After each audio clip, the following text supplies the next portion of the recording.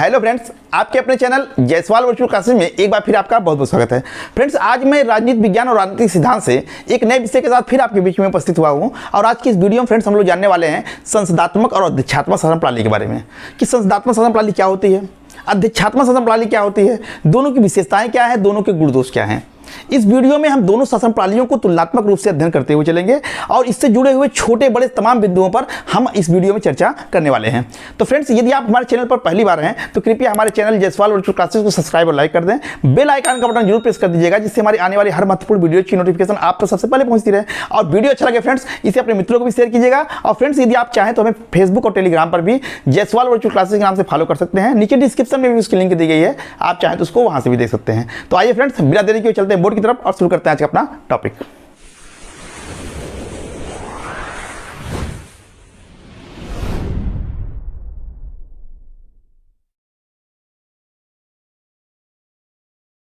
तो फ्रेंड्स, आज की इस वीडियो में हम लोग जानने वाले हैं संसदात्मक और अध्यक्षात्मक शासन प्रणाली के बारे में कि संसदात्मक शासन प्रणाली क्या होती है और अध्यक्षात्मक शासन प्रणाली क्या होती है।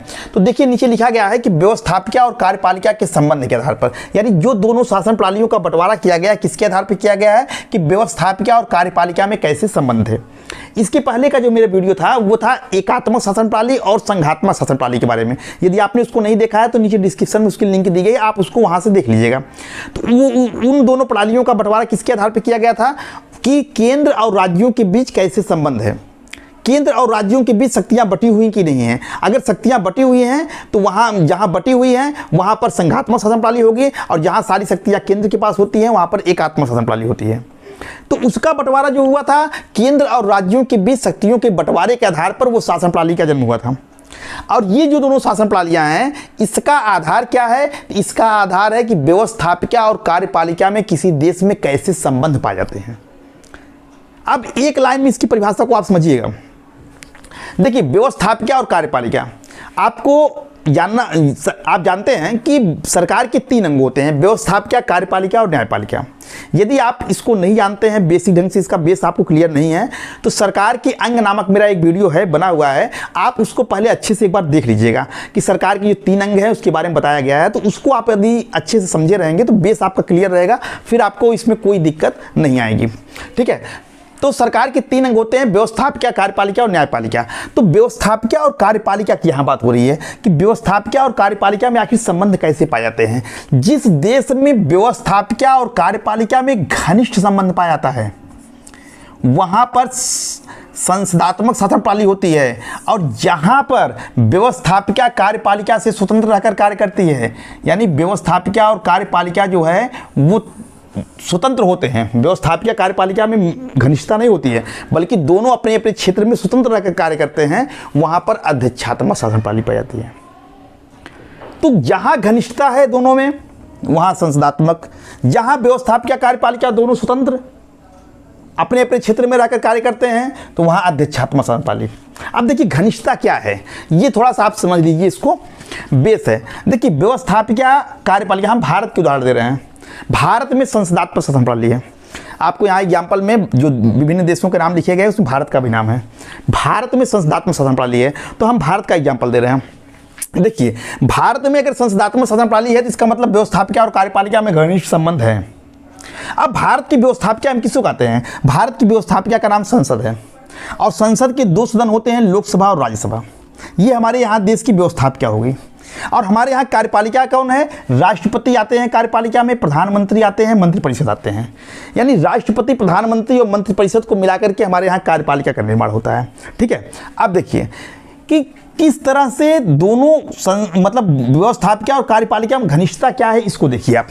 देखिए, हमारे यहाँ आप जानते हैं, अगर भारतीय राज्य व्यवस्था में आपने पढ़ा होगा तो राष्ट्रपति, प्रधानमंत्री और मंत्रिपरिषद ये तीनों मिलकर के कार्यपालिका का निर्माण करते हैं। राष्ट्रपति जो है वो कार्यपालिका का प्रमुख होता है, ये मेन होता है। कार्यपालिका की सारी शक्तियां राष्ट्रपति के हाथ में होती हैं, लेकिन राष्ट्रपति अपने विवेक से कोई कार्य नहीं करता है। वो कार्य कौन करता है? प्रधानमंत्री और मंत्रिपरिषद करते हैं। तो हमारे यहाँ कार्यपालिका के 2 रूप दिखाई देते हैं। एक दिखाई देती है नाम मात्र की कार्यपालिका, एक हमें क्या दिखाई देती है? नाम मात्र कार्यपालिका, जो कि राष्ट्रपति है, नाम मात्र। और दूसरा है वास्तविक कार्यपालिका। वास्तविक कार्यपालिका में कौन आएगा? प्रधानमंत्री और उसकी मंत्रिपरिषद, ये वास्तविक कार्यपालिका में आते हैं। और राष्ट्रपति जो है नाम मात्र की कार्यपालिका में आएगा। नाम मात्र का मतलब हुआ कि शक्तियाँ इसको मिली हैं। आप राष्ट्रपति के अधिकार पढ़ेंगे तो राष्ट्रपति के अधिकार में आपको व्यापक शक्तियाँ दिखाई जाएगी इनको, कि ये व्यवस्थापिका के संबंध में, कार्यपालिका के संबंध में, न्याय के संबंध में, संकटकालीन अधिकार बहुत दिखाएगा। तो ये सारी शक्तियां हैं, लेकिन इन शक्तियों का प्रयोग कौन करता है? वास्तव में प्रधानमंत्री करता है। जैसा प्रधानमंत्री राष्ट्रपति को कहेगा, राष्ट्रपति वैसा ही करेगा। इसलिए हमारे यहाँ कहा जाता है कि राष्ट्रपति जो है वो राष्ट्र का प्रधान होता है, लेकिन सरकार का प्रधान जो है प्रधानमंत्री और मंत्रिपरिषद होती है। तो यहाँ हमको कार्यपालिका के दो रूप दिखाई देते हैं, नाम मात्र की और वास्तविक कार्यपालिका। तो जो वास्तविक है, जो कार्य करती है, इनके तो केवल नाम चलता है। जैसा इन्होंने कह दिया कि भाई आपको भाई किसी राज्य में राज्यपाल नियुक्त करने का अधिकार राष्ट्रपति को है, प्रधानमंत्री ने जिस नाम की सिफारिश कर दी कि इन व्यक्ति को इस राज्य का राज्यपाल बना दिया जाए, तो राष्ट्रपति उसको बना देगा। किसी को क्षमा करना है कि नहीं करना है, अगर प्रधानमंत्री ने या मंत्रिपरिषद ने प्रस्ताव पारित करके राष्ट्रपति को कह दिया कि आपको इस व्यक्ति को क्षमा कर देना है, इसके अपराध को क्षमा कर देना है, तो राष्ट्रपति उसको क्षमा कर देगा। तो कहने का मतलब ये कुछ नहीं करता, ये केवल नाम का है, काम जो है प्रधानमंत्री और मंत्रिपरिषद करते हैं।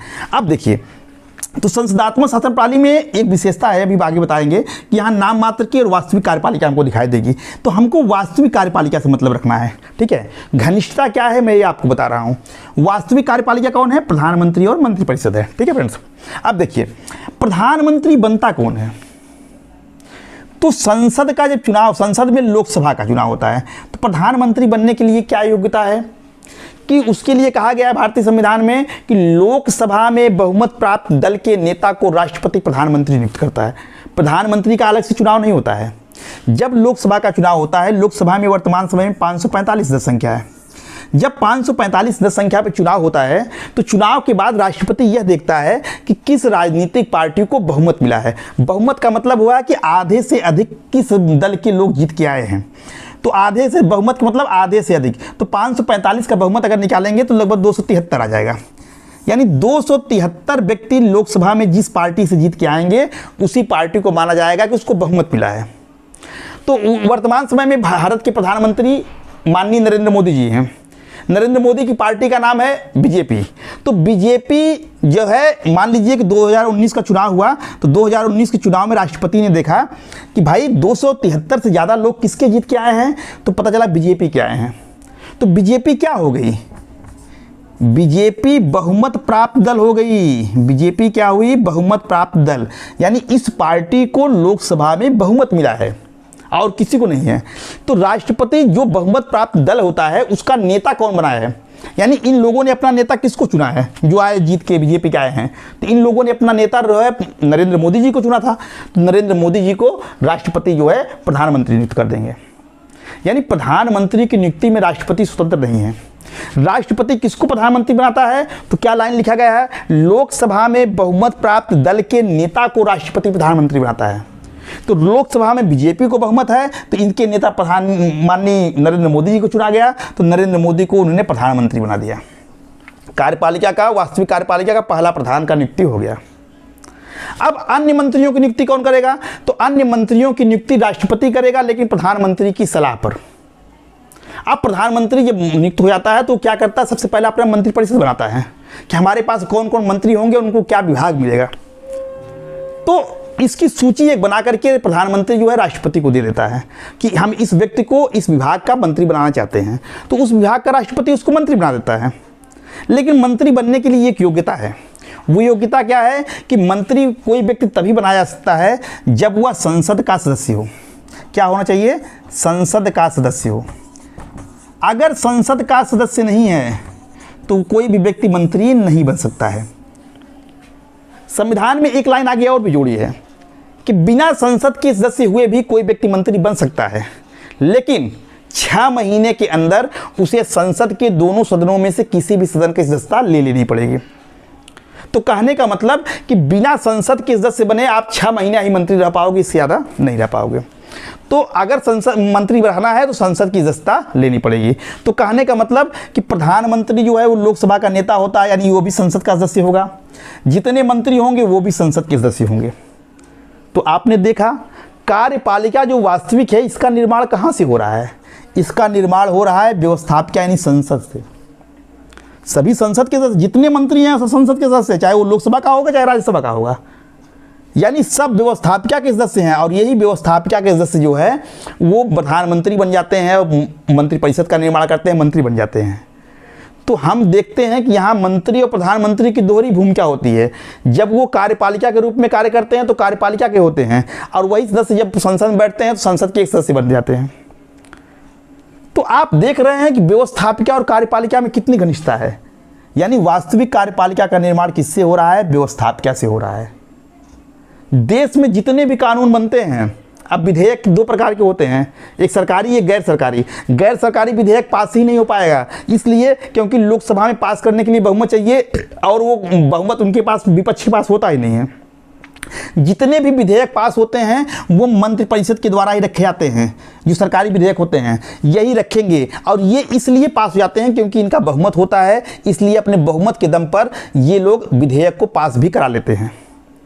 तो कहने का मतलब कानून निर्माण करने का कार्य जो संसद का है, वो जैसा कानून चाहेंगे मंत्रिपरिषद और प्रधानमंत्री वैसा कानून संसद से निकलवा लेंगे अगर इनका बहुमत है तो इस तरह से आप देखते हैं कि संसदीय शासन प्रणाली में व्यवस्थापिका और कार्यपालिका में बड़ी घनिष्ठता रहती है। कार्यपालिका के सदस्य जो है वो व्यवस्थापिका से होते हैं, व्यवस्थापिका से ही उनका निर्माण होता है, और व्यवस्थापिका की बैठकों में भाग भी लेते हैं। जितने भी कानून बनते हैं इन्हीं के द्वारा बनाए जाते हैं। ये दोहरी भूमिका में होते हैं, प्रशासन भी करते हैं और विधायक के रूप में कानून का निर्माण भी करते हैं, एक सांसद के रूप में कानून का निर्माण भी करते हैं। तो इस तरह से व्यवस्थापिका और कार्यपालिका में घनिष्ठता होती है। ये संसदात्मक शासन प्रणाली भी है। तो जहां संसदात्मक शासन प्रणाली होगी वहां मैंने कहा व्यवस्थापिका और कार्यपालिका में घनिष्ठता होगी। ठीक है फ्रेंड्स। अब देखिए अध्यक्षात्मक शासन प्रणाली, इसके उल्टा जो है ठीक अध्यक्षात्मक शासन प्रणाली है। अध्यक्षात्मक शासन प्रणाली जो है वो शक्ति पृथक्करण के सिद्धांत पर कार्य करती है। शक्ति पृथक्करण का सिद्धांत किसका है? मॉन्टेस्क्यू का है। शक्ति पृथक्करण का सिद्धांत का मतलब है कि सरकार के जो तीन अंग होते हैं, व्यवस्थापिका, कार्यपालिका, न्यायपालिका, तीनों स्वतंत्र रहेंगे और स्वतंत्र रह करके अपना अपना कार्य करेंगे। तो जिस देशों में अध्यक्षात्मक शासन प्रणाली होती है वहाँ पर कार्यपालिका का जो प्रमुख होता है, जो वास्तविक कार्यपालिका, वहाँ तो नाम मात्र की कार्यपालिका होती ही नहीं है। अध्यक्षात्मक शासन प्रणाली में नाम मात्र की कार्यपालिका नहीं होती है, वहाँ राष्ट्रपति होता है, यही सर्वे सर्वा होता है। ठीक है।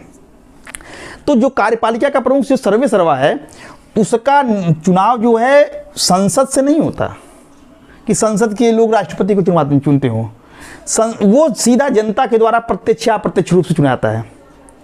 अब वो संसद के प्रति उत्तरदायी भी नहीं होगा कि संसद के प्रति जवाबदेही हो। संसदात्मक शासन प्रणाली में प्रधानमंत्री और मंत्रिपरिषद अपने कार्यों के लिए संसद के प्रति उत्तरदायी होते हैं, इनको जवाब देना पड़ता है।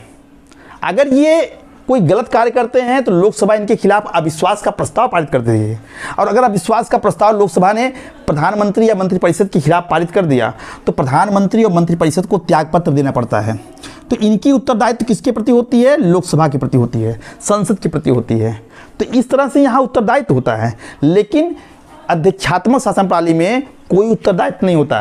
राष्ट्रपति स्वतंत्र रहकर कार्य करता है, ना तो उसका निर्माण संसद से होता है और ना ही राष्ट्रपति संसद के प्रति उत्तरदायी होता है। तो यहाँ स्वतंत्रता होती है। संसद अलग कानून बनाएगी, इसका कार्य कानून बनाना है, कानून बनाएगी। राष्ट्रपति का कार्य है देश को चलाना, प्रशासन करना, वो प्रशासन करेंगे। दोनों में घनिष्ठता नहीं है कि इसके मेंबर इसमें चले जाएं, इसके मेंबर इसमें आ जाएं, ऐसा इसमें कुछ नहीं होता। इसीलिए कहा जाता है कि संसदात्मक शासन प्रणाली में दोनों एक दूसरे से मिले रहते हैं। कार्यपालिका व्यवस्थापिका में एक दूसरे से गुत्थम गुत्था रहते हैं। गुत्थम गुत्था का मतलब एक दूसरे से मिले रहते हैं, इनमें घनिष्ठता पाई जाती है। जबकि अध्यक्षात्मक शासन प्रणाली में राष्ट्रपति स्वतंत्र होता है, यानी कार्यपालिका स्वतंत्र होती है, व्यवस्थापिका स्वतंत्र होती है, दोनों में कोई टच नहीं होता। ठीक है। तो आशा है समझ गए होंगे। इसी बात को देखो बेजहाट ने लिखा। बेजहाट की एक परिभाषा यहाँ लिखी गई है, उम्मीद बहुत है कि ये क्वेश्चन पूछा हुआ है कि इसने कहा कि संसदात्मक शासन प्रणाली के विषय में लिखा है कि यह एक हाइफन है जो जोड़ता है किसी चीज़ को, एक बकल है जो विधायिका और कार्यपालिका को अटूट बंधन में बांधता है। तो संसदात्मक शासन प्रणाली में व्यवस्थापिका और कार्यपालिका घनिष्ठता होती है, एक दूसरे से मिले होते हैं, जबकि अध्यक्षात्मक शासन प्रणाली में ऐसा नहीं होता। विश्व के विभिन्न देशों में संसदात्मक और अध्यक्षात्मक शासन प्रणाली अपनाई गई है। परीक्षाओं में पूछता है कि किस देश में अपनाया गया है, किस देश में नहीं अपनाया गया है। तो कुछ प्रमुख देशों के नाम यहाँ पर लिखे गए हैं। देखिए ब्रिटेन, संसदात्मक शासन प्रणाली का जनक जो है ब्रिटेन को माना जाता है, ये जनक माने जाते हैं। ब्रिटेन में संसदात्मक शासन प्रणाली सबसे पहले आई थी, ठीक है। संसदात्मक शासन प्रणाली के जनक हम किसको मानते हैं? ब्रिटेन को मानते हैं। और अध्यक्षात्मक शासन प्रणाली का जो जनक है उसको अमेरिका को माना जाता है। सबसे श्रेष्ठ उदाहरण, अगर अध्यक्षात्मक शासन प्रणाली का श्रेष्ठ उदाहरण अमेरिका, संसदात्मक शासन प्रणाली का श्रेष्ठ उदाहरण तो ब्रिटेन। इसके अलावा फ्रेंड्स संसदात्मक शासन प्रणाली को हम कई नामों से भी जानते हैं। इसको मंत्रिमंडलीय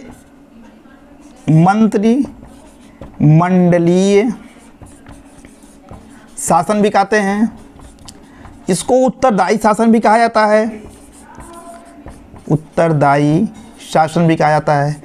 इसके अलावा फ्रेंड्स इसको विभिन्न विद्वानों ने अलग अलग इसको नाम भी दिए हैं, जैसे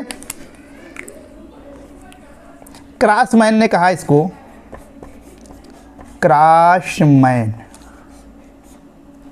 प्रधानमंत्री सरकार कहा, इस शासन व्यवस्था को क्या कहा? प्रधानमंत्री सरकार।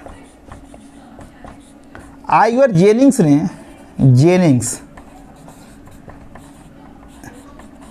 जेनिंग्स ने इसको मंत्रिमंडलीय सरकार कहा, मंत्रिमंडलीय सरकार। और रेंजे म्योर ने इसको, रेंजे म्योर ने इसको प्रधानमंत्री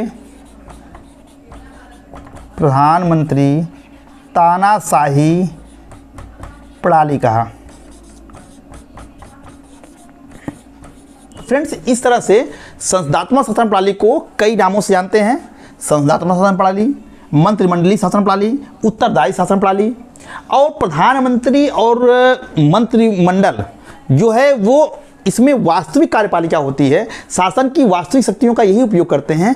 इसलिए इनको विभिन्न विद्वानों ने इस सरकार को कई नाम दिए हैं। जैसे क्रॉसमैन ने कहा कि प्रधानमंत्री सरकार, जेनिंग्स ने कहा मंत्रिमंडलीय सरकार, और रेंजे मोर ने संसदात्मक शासन प्रणाली को कहा कि यह प्रधानमंत्री तानाशाही प्रणाली है, ठीक है। तो इस तरह से फ्रेंड्स विभिन्न लोगों के द्वारा कहा गया स्टेटमेंट है जो कि परीक्षाओं में पूछा गया है, इसलिए आपको लिखा गया है। आप इसको अच्छे से देख लीजिएगा। और संसदात्मक शासन प्रणाली जो विभिन्न देशों में पाई जाती है उसमें Britain, Bharat, Australia, Canada, Nepal, Germany, Japan, ये ऐसे देश हैं जहाँ पर संसदात्मक शासन प्रणाली पाई जाती है।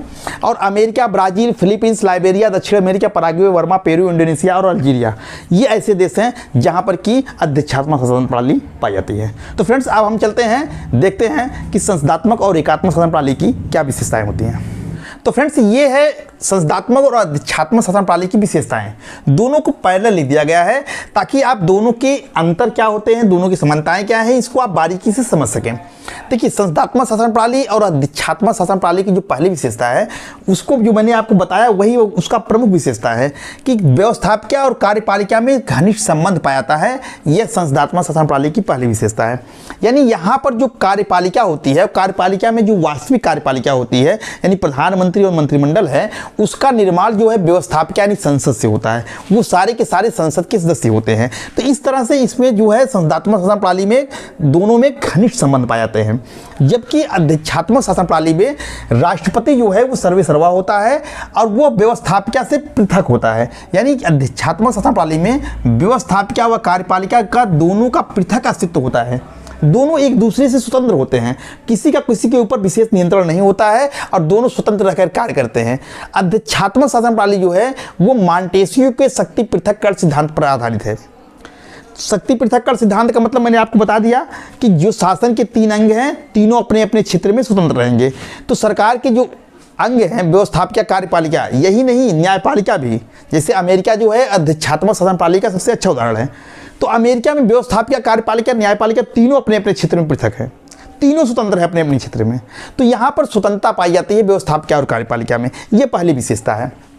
दूसरी क्या है कि संसदात्मक शासन प्रणाली में कार्यपालिका के हमको 2 रूप दिखाई देते हैं। मैंने आपको बताया, एक नाम मात्र की कार्यपालिका जिसको हम संवैधानिक कार्यपालिका भी कहते हैं, और दूसरा वास्तविक कार्यपालिका जिसको हम राजनीतिक कार्यपालिका भी कहते हैं।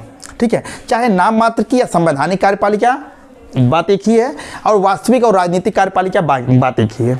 तो संवैधानिक कार्यपालिका या नाम मात्र कार्यपालिका में राष्ट्रपति आता है और प्रधानमंत्री और उसकी मंत्रिमंडल जो है वो वास्तविक कार्यपालिका में आती है। ठीक है। तो यहाँ कार्यपालिका के हमको दो रूप दिखाई देते हैं, जबकि अध्यक्षात्मक शासन प्रणाली में ऐसा नहीं है। यहाँ पर एकल कार्यपालिका होती है। एकल कार्यपालिका का मतलब होता है कि यहाँ राष्ट्रपति होता है और राष्ट्रपति ही सर्वे सर्वा होता है, सब कुछ उसके अधीन चलता है, सब कुछ उसके नियंत्रण में चलता है। यही जो है अपने विभाग का वास्तविक होता है प्रधान। यहाँ नाम मात्र का प्रधान का कोई अस्तित्व नहीं होता है। यहाँ पर जो है देखिए, राष्ट्रपति जो है वो नाम मात्र का कार्यपालिका होता है, ये राष्ट्र का प्रमुख होता है, लेकिन सरकार का प्रमुख नहीं होता। सरकार का प्रमुख प्रधानमंत्री होता है। ये संवैधानिक कार्यपालिका होती है, ये राजनीतिक कार्यपालिका है। लेकिन यहाँ पर राष्ट्रपति जो है वो राष्ट्र का भी प्रमुख है और सरकार का भी प्रमुख है, क्योंकि यहाँ नाम मात्र जैसी कोई चीज़ है नहीं। तो सर्वे सर्वा कौन हुआ? राष्ट्रपति। यही वास्तविक है, यही आप कहिए सर्वे सर्वा है, यही राष्ट्र का प्रमुख है और यही जो है सरकार का प्रमुख है। लेकिन यहाँ पर संसदात्मक में हमें सरकार का प्रमुख कोई दूसरा दिखाई देगा और राष्ट्र का प्रमुख दूसरा। राष्ट्र का प्रमुख राष्ट्रपति, सरकार का प्रमुख प्रधानमंत्री और उसकी मंत्रिमंडल। ठीक है फ्रेंड। तीसरा है सामूहिक और व्यक्तिगत उत्तरदायित्व। संसदात्मक शासन प्रणाली में सामूहिक और व्यक्तिगत दोनों प्रकार के उत्तरदायित्व पाए जाते हैं। व्यक्तिगत उत्तरदायित्व का मतलब होता है जितने मंत्री होते हैं वो अपने विभाग के कार्यों के लिए वो स्वयं जिम्मेदार होते हैं, उनको जवाब देना पड़ता है संसद में। एक व्यक्तिगत उत्तरदायित्व होता है। और दूसरा सामूहिक का मतलब क्या होता है? सामूहिक का मतलब ये होता है कि यदि एक मंत्री ने कोई गलत कार्य किया और लोकसभा से उसके खिलाफ अविश्वास का प्रस्ताव पारित हो गया, तो उस मंत्री को ही त्यागपत्र नहीं देना पड़ेगा, बल्कि पूरी की पूरी मंत्रिपरिषद को त्यागपत्र देना पड़ेगा, प्रधानमंत्री सहित। यानी एक मंत्री के खिलाफ यदि अविश्वास का प्रस्ताव लोकसभा से पारित हो गया तो केवल एक मंत्री ही नहीं, पूरी मंत्रिपरिषद के खिलाफ माना जाएगा और सबको त्यागपत्र देना पड़ेगा। तो इस तरह से एक व्यक्तिगत उत्तरदायित्व के साथ साथ सबकी सामूहिक उत्तरदायित्व भी होती है कि कोई गलत कार्य करने ना पाए। इसी बात को इंगित करते हुए देखिए यहाँ पर मार्ले का एक स्टेटमेंट लिखा गया है। मार्ले का बहुत फेमस स्टेटमेंट है कि वित्त मंत्री जो है विदेश विभाग के एक बुरे पत्र के द्वारा बर्खास्त किया जा सकता है। यानी विदेश विभाग ने कोई गलत कार्य किया तो उसके परिणाम जो है वित्त मंत्री को भोगना पड़ सकता है, और एक अच्छे गृह मंत्री को किसी मूर्ख युद्ध मंत्री की भूलों से हानि उठानी पड़ सकती है। यानी एक दूसरे सब बदे हुए, किसी एक के खिलाफ अगर कोई अविश्वास प्रस्ताव निकला तो वो सारे के सारे को त्यागपत्र देना पड़ेगा, चाहे आप अच्छे कार्य कर रहे हो चाहे बुरे कार्य कर रहे हो। इसी बात को मार्ले ने कहा है, स्टेटमेंट लिखा गया है, आप इसको अच्छे से देख लीजिएगा। ठीक है। तो यहाँ पर संसदात्मक शासन प्रणाली में सामूहिक और व्यक्तिगत दोनों उत्तरदायित्व पाई जाती है। मंत्रिपरिषद सामूहिक रूप से लोकसभा के प्रति उत्तरदायी होती है, आपको बताया गया था, आपको पढ़ा होगा इसको, ये प्रधानमंत्री और मंत्रिपरिषद आपने पढ़ा होगा। तो मंत्रिपरिषद सामूहिक रूप से किसके प्रति उत्तरदायी होती है? लोकसभा। लोकसभा का है वो जनता का सदन है, जनता के चुने हुए प्रतिनिधियों का सदन है, वहाँ जनता के चुने हुए लोग आके बैठते हैं। तो एक तरह से वो संसद के माध्यम से जनता के प्रति उत्तरदायी हो रही है, क्योंकि लोकसभा के प्रति उत्तरदायी होने का मतलब जनता के प्रति उत्तरदायी।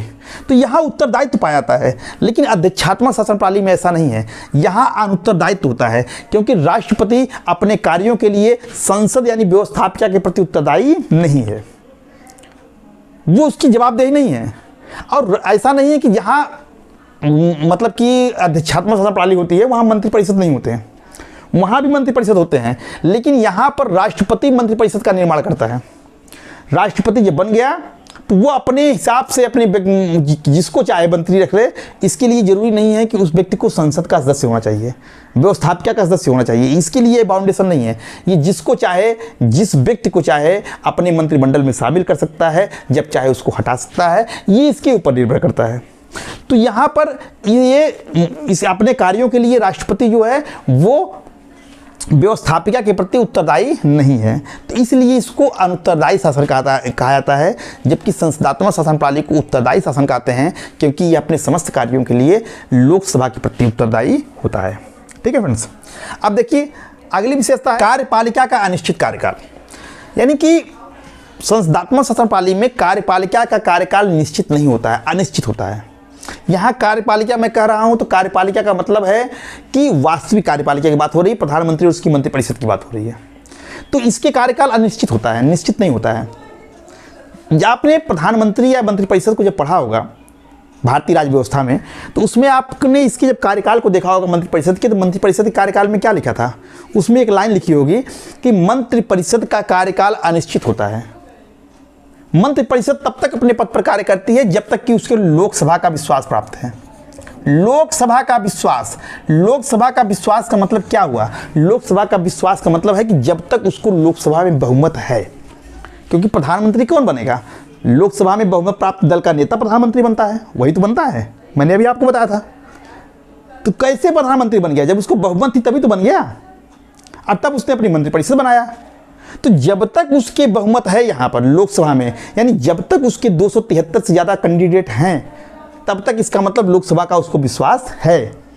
जहाँ कुछ लोगों ने बगावत की या पार्टी छोड़ दी या सत्ता छोड़ करके दूसरे दल में चले गए, तो वहाँ पर उसकी संख्या कम हो जाएगी। यानी लोकसभा में अगर उसका बहुमत कम हुआ, बहुमत से कम आ गया, तो इसका मतलब ये मान लिया जाएगा कि उसका लोकसभा में विश्वास नहीं है, लोकसभा का उसके ऊपर विश्वास नहीं है, और उसी दिन उसको त्यागपत्र देना पड़ेगा।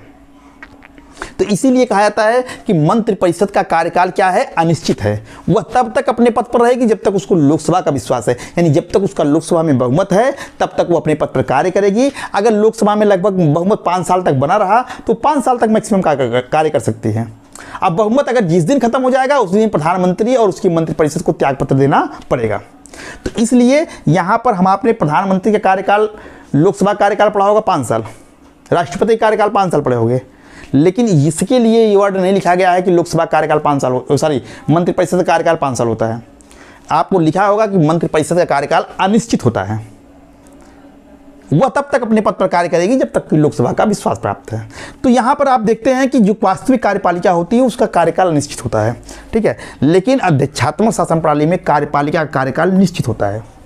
अमेरिका का राष्ट्रपति 4 साल के लिए चुन गया, 4 साल से पहले उसको कोई हटा नहीं सकता, केवल महाभियोग लगाकर उसको हटाया सकता है, लेकिन वो भी प्रक्रिया बड़ी जटिल है। तो ये निश्चिंतापूर्वक कार्य कर सकता है क्योंकि ये जानता है कि 4 साल के पहले मुझको हटना नहीं है। तो इसका कार्यकाल निश्चित होता है। अध्यक्षात्मक शासन प्रणाली में जो कार्यपालिका होती है उसका कार्यकाल निश्चित होता है, जबकि संसदात्मक शासन प्रणाली में कार्यपालिका का कार्यकाल अनिश्चित होता है। अगला फ्रेंड्स, प्रधानमंत्री द्वारा सरकार का नेतृत्व। संसदीय शासन प्रणाली में मैंने कहा कि राष्ट्र का नेतृत्व जो है राष्ट्रपति करता है, वो संवैधानिक प्रमुख है, कार्यपालिका का प्रमुख है, लेकिन सरकार का प्रमुख नहीं है। सरकार का प्रमुख कौन है? वो प्रधानमंत्री है। तो प्रधानमंत्री के द्वारा सरकार का नेतृत्व किया जाता है। मंत्रिमंडल का ये निर्माता होता है। अब मंत्री, जिस मंत्री को चाहे मंत्री बना दे, जिसको चाहे मंत्री हटा दे। इसीलिए इसकी प्रधानमंत्री की मतलब स्थिति को स्पष्ट करते हुए लास्की का स्टेटमेंट दिया है कि प्रधानमंत्री मंत्रिपरिषद के निर्माण, जीवन और अंत में केंद्रीय स्थिति रखता है। यानी मंत्रिपरिषद का बना रहना प्रधानमंत्री के ऊपर डिपेंड करता है। अगर प्रधानमंत्री अपने पद से इस्तीफा दे देगा, सारे मंत्रिपरिषद अपने आप इस्तीफा मान लिया जाएगा, उसको छोड़ना पड़ेगा। प्रधानमंत्री किसी भी मंत्री को हटा सकता है, राष्ट्रपति से क्या करके हटवा सकता है उनको, तो किसी का त्यागपत्र ले सकता है, किसी को अपने मंत्रिमंडल में जोड़ सकता है। तो ये प्रधानमंत्री के ऊपर डिपेंड करता है। तो प्रधानमंत्री जो है संसदात्मक शासन प्रणाली में सरकार का नेतृत्व करता है, जबकि अध्यक्षात्मक शासन प्रणाली में राष्ट्रपति द्वारा सरकार का नेतृत्व किया जाता है। राष्ट्रपति सर्वसर्वा होता है वहाँ पर। तो ये दोनों का अध्ययन है, अंतर है, ठीक है फ्रेंड्स। अगला है प्रायः बहुदलीय प्रणाली पाई जाती है संसदात्मक शासन प्रणाली में। संसदात्मक प्रणाली जिन देशों में पाई जाती है वहाँ अधिकांशता जो है, ये ऐसा नहीं कि 100% सही है, यहाँ प्रायः लिखा गया है। प्रायः का मतलब अधिकांशता उन देशों में बहुदलीय प्रणाली पाई जाती है। बहुदलीय का मतलब हो गया वहाँ बहुत से ज़्यादा, एक मतलब 2 से ज़्यादा राजनीतिक दल पाए जाते हैं। जैसे भारत ले लीजिए, यहाँ लगभग हमारे सैकड़ों हज़ारों राजनीतिक दल होंगे।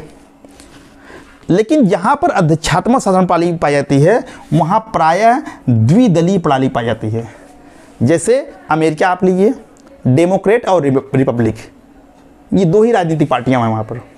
तो अध्यक्षात्मक शासन प्रणाली में प्रायः द्विदलीय व्यवस्था पाई जाती है, 2 दलों का ही अस्तित्व होता है, जबकि संसदात्मक शासन प्रणाली में बहुदलीय व्यवस्था होती है, अधिकांशतः 2 से अधिक दलों का अस्तित्व होता है। संसदात्मक शासन प्रणाली की अगली विशेषता है कि मंत्रिमंडल का निर्माण दलीय आधार पर। आप देखिए, प्रधानमंत्री जब अपने मंत्रिमंडल का निर्माण करता है तो वो किसके आधार पर कर? दलीय, यानी अपने दल के लोगों को ही चुन रखेगा, दलीय आधार पर होगा। और दल में भी योग्यता को महत्व नहीं दिया जाता है इसमें, देखा कौन कितनी बार जीता है, कौन अपने क्षेत्र में प्रभावशाली नेता है, किसको जात के आधार पर, धर्म के आधार पर मंत्रिमंडल का यहाँ निर्माण किया जाता है। दल के आधार पर, किसी बाहरी दल को नहीं रखा जाएगा। तो दलीय आधार पर यहाँ निर्माण होता है, जाति के आधार पर निर्माण होता है मंत्रिमंडल का। लेकिन अध्यक्षात्मक शासन प्रणाली में जो मंत्रिमंडल बनती है, यहाँ प्रधानमंत्री मंत्रिमंडल का निर्माण करता है, यहाँ राष्ट्रपति। लेकिन राष्ट्रपति अपनी मंत्री ये बनाएगा, अपना मंत्रिमंडल बनाएगा, तो वो किसी दलीय आधार पर नहीं, बल्कि वह योग्यता के आधार पर निर्माण करता है। क्योंकि उसको संसद से लेने की जरूरत नहीं है। यहाँ तो बाध्यता है ना कि हम संसद का सदस्य होना चाहिए उसको, यहाँ संसद का सदस्य नहीं होना चाहिए। वो बाहर से विशेषज्ञों को ला सकता है। रक्षा मंत्री वो उसको बना सकता है जिसको रक्षा के बारे में जानकारी हो, सेना के बारे में जानकारी हो। किसी ऐसे व्यक्ति को, सेना अध्यक्ष को, किसी को सेना के मामले में लाकर बैठा सकता है। लेकिन यहाँ पर नहीं। यहाँ तो पता चला वित्त मंत्री बन गया, लेकिन वित्त के बारे में उनको जानकारी नहीं है, तो बन गए वित्त मंत्री। रक्षा मंत्री हैं, लेकिन किसी हथियार के बारे में जानकारी नहीं है। तो ऐसे यहाँ हो सकता है लोकतंत्र में, संसदात्मक शासन व्यवस्था में। लेकिन वहाँ योग्य व्यक्तियों को लाया जाता है कि जो अपने क्षेत्र में महारत हासिल हो, जिससे विशेषज्ञता हासिल होती है, वो व्यक्ति वहाँ पर मंत्रिमंडल का निर्माण करते हैं, वो मंत्री बनाए जाते हैं। तो यहाँ पर अध्यक्षात्मक शासन प्रणाली में मंत्रिमंडल का निर्माण जो है योग्यता के आधार पर होता है, जबकि यहाँ दलीय आधार पर होता है, जाति के आधार पर भी हो सकता है, धर्म के आधार पर भी हो सकता है। ठीक है फ्रेंड्स। और अंतिम है कि राजनीतिक दलों द्वारा हमेशा राजनीति। संसदात्मक शासन प्रणाली में चुनाव जब चलते हैं तब तो राजनीति करते ही हैं राजनीतिक दल। चुनाव के बाद जब सरकार बन जाती है तब भी राजनीतिक दल जो है, विपक्ष जो होता है, वो हमेशा राजनीति करता रहता है। यहाँ पर राजनीतिक दल दो भूमिका में होते हैं, सत्ता पक्ष और विपक्ष। विपक्ष जो है पूरे, ये सत्ता पक्ष का कार्यकाल मान लीजिए 5 साल है, तो 5 साल तक लगातार जो है विपक्ष जो है उस सक्रिय रहेगा। वो हमेशा जो है उनकी सही कार्य, गलत कार्य सबकी आलोचना करेगा। तो यहाँ राजनीति हमेशा होती रहती है।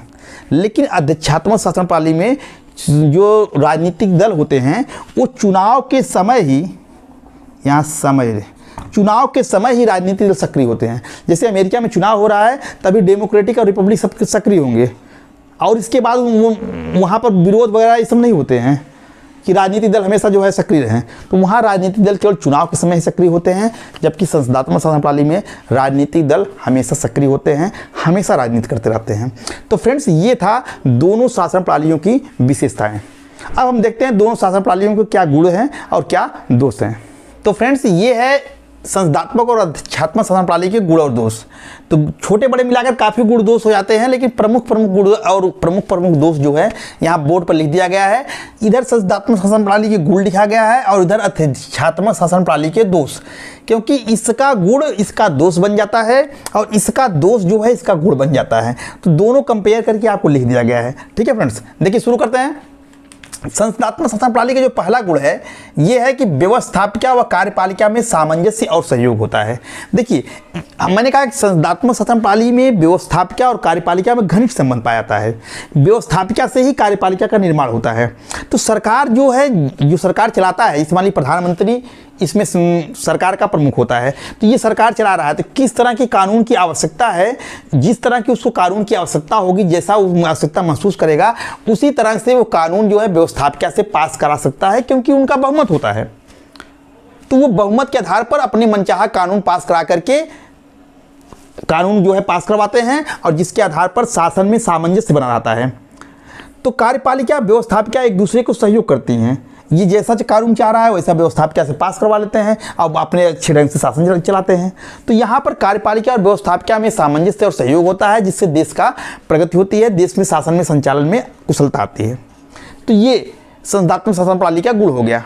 अब यही अध्यक्षात्मक शासन प्रणाली में दोष बन जाएगा। अध्यक्षात्मक शासन प्रणाली का पहला दोष आप करेंगे कि व्यवस्थापिका और कार्यपालिका में समुचित सहयोग का अभाव होता है। यहाँ व्यवस्थापिका पृथक होती है और कार्यपालिका पृथक होती है, दोनों अलग अलग स्वतंत्र होते हैं। तो ऐसी स्थिति में राष्ट्रपति के ऊपर व्यवस्थापिका का दबाव नहीं होता है और व्यवस्थापिका के ऊपर राष्ट्रपति का दबाव नहीं होता। राष्ट्रपति कभी कभी ऐसा स्थिति आती है कि दोनों एक दूसरे से टकराने लगते हैं। राष्ट्रपति को किसी कानून की आवश्यकता है या कुछ कोई कार्य करता है, तो जरूरी नहीं है कि व्यवस्थापिका उसको वैसा अनुमति दे ही दे या व्यवस्थापिका उसके अनुसार कानून बना ही दे। तो यहाँ चूंकि दोनों में सामंजस्य नहीं है, दोनों में सहयोग नहीं है, इसलिए यहाँ टकराव हो सकता है।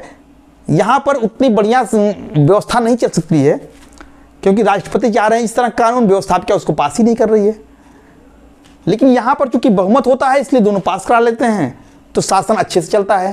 तो यहाँ व्यवस्थापिका और कार्यपालिका में सामंजस्य और सहयोग होने से शासन व्यवस्था अच्छे से चलती है, और यहाँ पर इसका अभाव रहता है, इसलिए दोनों में, व्यवस्थापिका और कार्यपालिका में, कभी कभी हमको टकराहट भी देखने को मिल जाती है।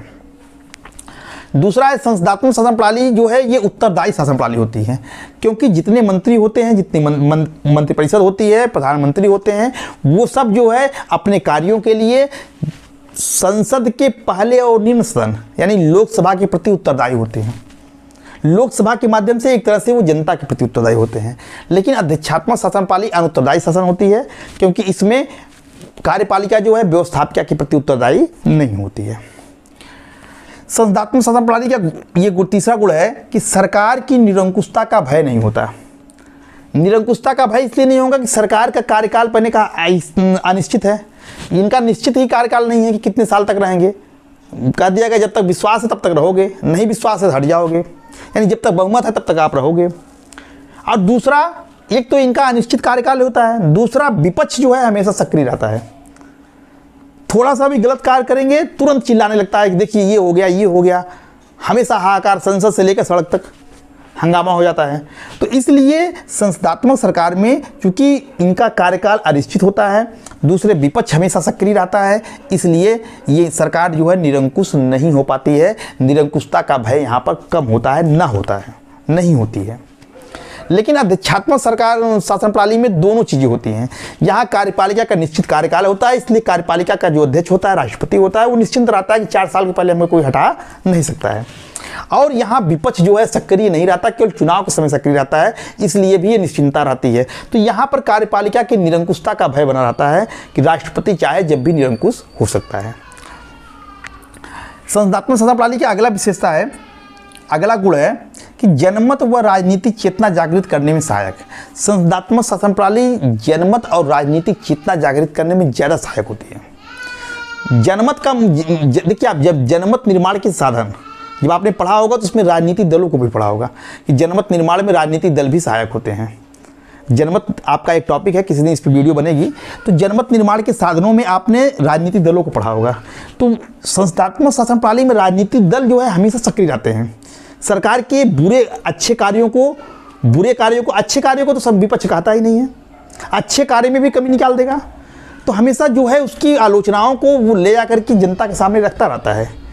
तो जनता में एक राजनीतिक चेतना जागृत करने का कार्य करता है, और जब जो सूचनाएं प्रदान करता है उसके आधार पर जनता जो है अपना जनमत भी तैयार करती है शासन के परिप्रेक्ष्य में कि शासन अच्छा चल रहा है कि नहीं चल रहा है। तो विपक्ष सारी चीज़ों को, सरकार की सारी जितनी बुराइयां हैं, जितनी कमियां हैं, उसको विपक्ष जो है जनता के सामने समय समय पर रखता रहता है, राजनीतिक दल रखते रहते हैं। तो ये शासन व्यवस्था जो है वो राजनीतिक चेतना जागृत करने में ज़्यादा सहायक होती है। जबकि अध्यक्षात्मक शासन प्रणाली में होता क्या है कि मैंने कहा विपक्ष जो है या राजनीतिक दल जो है चुनाव में सक्रिय होते हैं, तो ये जो है राजनीतिक चेतना जागृत करने में उतने सहायक नहीं होते हैं। तो ये था फ्रेंड्स संसदात्मक शासन के गुण और अध्यक्षात्मक शासन प्रणाली के दोष। अब हम आते हैं, देखते हैं संसदात्मक शासन प्रणाली का क्या दोष है। तो पहला दोष इसका ये है कि शासन में अस्थिरता होती है। शासन में अस्थिरता का मतलब ये है कि कार्यपालिका का निश्चित कार्यकाल नहीं होता है, तो वो डर रहता है कि हमेशा कब जो है सरकार गिर जाएगी, कब इसका विश्वास खत्म हो जाएगा, कब लोकसभा से बहुमत चला जाए। पता चला कि 50 विधायक जो है पार्टी बदल लिए, 50 सांसद जो है पार्टी बदल लिए, सरकार गिर गई। तो यहाँ शासन में अस्थिरता रहती है। लेकिन अध्यक्षात्मक शासन व्यवस्था में शासन जो है वो स्थिर होता है, क्योंकि कार्यपालिका कार्यकाल निश्चित होता है कि राष्ट्रपति 4 साल के लिए आया है तो 4 साल तक डिगेगा नहीं। तो यहाँ शासन में स्थिरता होती है, जबकि यहाँ पर शासन में अस्थिरता होती है। ये संसदात्मक शासन प्रणाली का दोष हो जाता है और ये अध्यक्षात्मक शासन प्रणाली का गुण हो जाता है। अगला है शक्ति पृथक्करण सिद्धांत के विरुद्ध। शक्ति पृथक्करण का सिद्धांत जो मॉन्टेस्क्यू ने दिया था, उसने कहा था कि लोगों की स्वतंत्रता के लिए जरूरी है कि शासन के जो तीनों अंग है वो स्वतंत्र रहें, एक दूसरे में हस्तक्षेप न करें, दूसरे में टकराहट न पैदा करें, अपने अपने क्षेत्र में रहकर के कार्य करें। संसदात्मक शासन प्रणाली इसके विपरीत कार्य करता है। यहाँ दोनों एक दूसरे से मिले हुए रहते हैं। तो ये शक्ति पृथक्करण सिद्धांत के विरुद्ध है।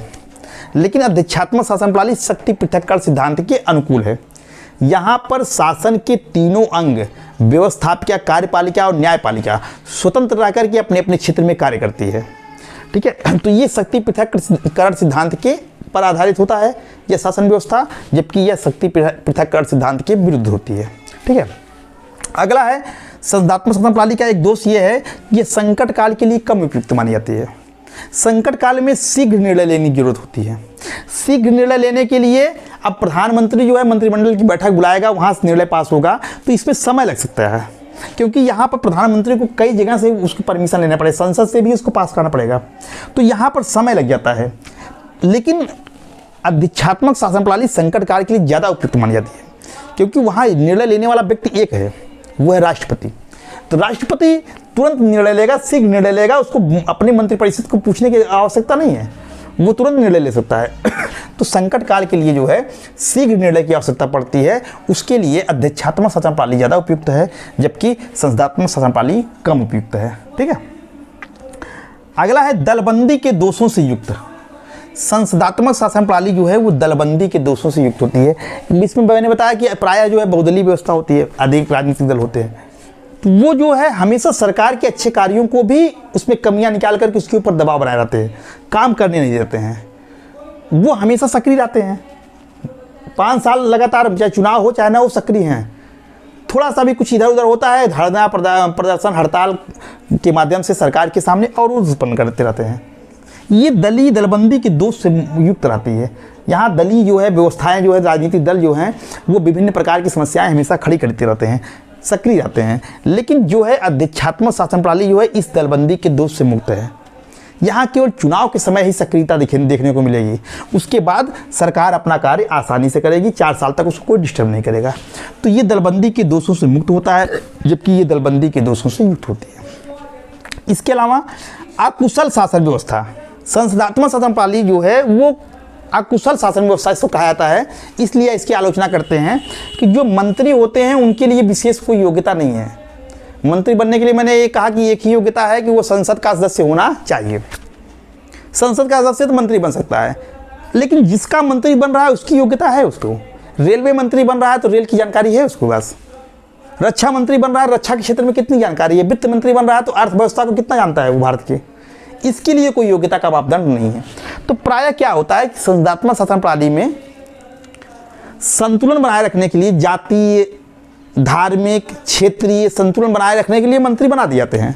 अब मंत्री को विभाग के बारे में कभी कभी ऐसा होता है जानकारी ही नहीं होती है, तो वहाँ पर जो उसके नौकरशाह होते हैं, जो सरकारी कर्मचारी होते हैं, नौकरशाह जो है वो मंत्रियों पर हावी रहते हैं। अब मंत्रियों को जैसा सलाह देंगे मंत्री वैसे ही करते हैं। तो यहाँ पर कुशलता नहीं आ पाती है, क्योंकि मंत्री को अपने क्षेत्र की जानकारी नहीं होती है।